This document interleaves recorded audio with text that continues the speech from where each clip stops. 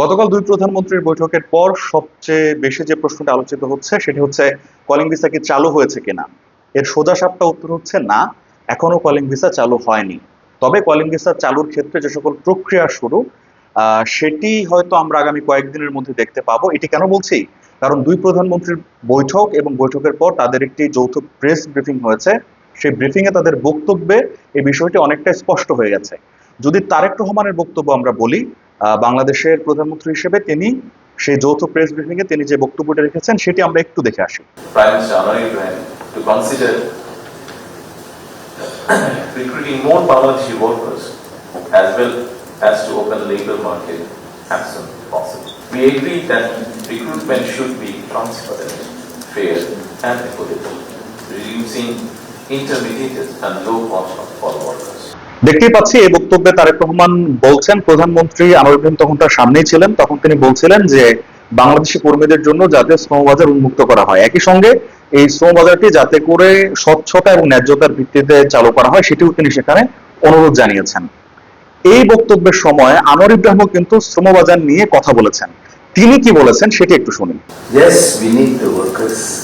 Yes, also, and more importantly, we have to protect the welfare of the workers and their families.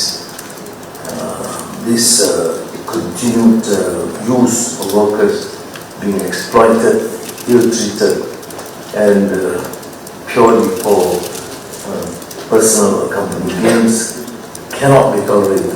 Anwar ইব্রাহিমের বক্তব্যে আমরা একটা জিনিস স্পষ্ট দেখতে পাচ্ছি, তিনি বলেছেন, আমি কোট আনকোট করে বলছি, তিনি বলছেন যে হ্যাঁ আমাদের কর্মী প্রয়োজন, তবে তা অবশ্যই আমাদের স্বচ্ছতার ভিত্তিতে করতে হবে এবং আমাদের শ্রমিক এবং শ্রমিকদের পরিবারের কল্যাণ নিশ্চিত করতে হবে।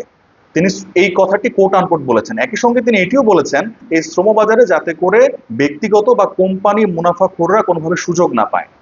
তার এই কথার মাধ্যমে কিন্তু একরকম স্পষ্ট যে কলিং ভিসা চালু হবে বা তাদের কর্মী প্রয়োজন।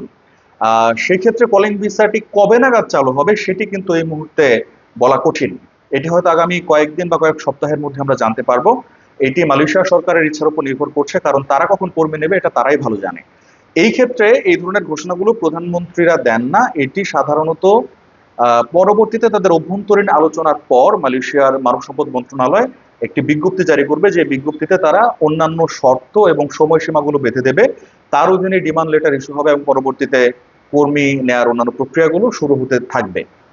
তো এটি কবে ঘটবে এটি কিন্তু এই মুহূর্তে বলা যাচ্ছে না। তাই যারা মালয়েশিয়া গমনোচ্ছুক কর্মী আছেন তাদের কাছে অনুরোধ, এই মুহূর্তে পাসপোর্ট জমা দেবেন না, কোনো টাকা জমা দেবেন না, একটু অপেক্ষা করতে হবে। কলিং ভিসার আনুষ্ঠানিক ঘোষণা আসলে সেটি অবশ্যই জানা যাবে এবং গণমাধ্যমেও সেটি আসবে।